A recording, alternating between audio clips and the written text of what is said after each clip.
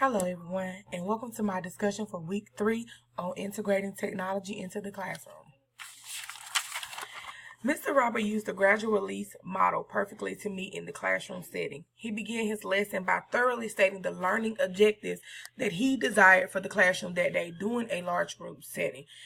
He explained the steps and they went over together collectively as a group the clues and overall standards of expectations during the lesson. He also told them the level of mastery that he expected them to reach before moving on to independent practice, which was 80%. They first practiced together, as I recently stated, in a large group setting. He brought out the vocabulary in which they used to identify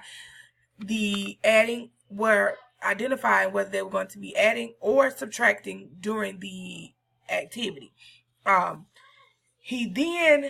He worked with everyone collectively as a group until to the majority of the class reached 80%. In his eyes, 80%.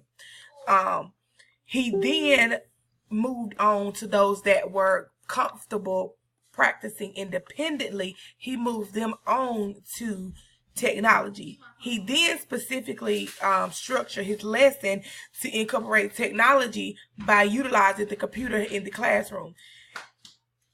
He then gave clear instructions while using the iPad. He let the students know that you have to complete a set amount of games at a set level of mastery before you can move on to a different activity or a different technology tool. He gave them something to look forward to as an incentive to do good on their current application that they're using.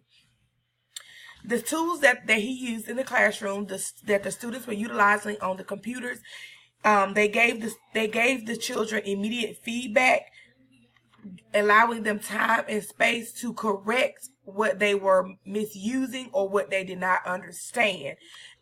And while the ones that mastered working independently, those that were struggling this time that they were doing on the technology, he used that time to work with those that were not on the same level as the other kids, instead of hindering those students by going over the same process over and over.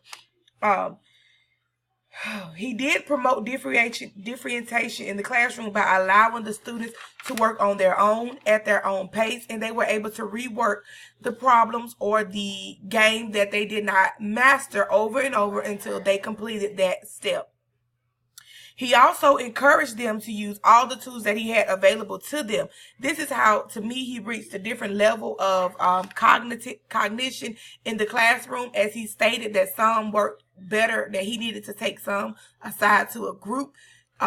He said that gave him time to work with them. So he addressed all areas and all levels of mastery. Some needed independent work, some needed technology, some needed audio. He had some on the iPod, he had some on the iPad, he had some on the MacBooks, he had some doing kinesthetic stuff, writing. So he reached a whole group of the class based on what I saw in the video. He assured them before they began that the technology that he had available to them was not the only way for them to learn the material.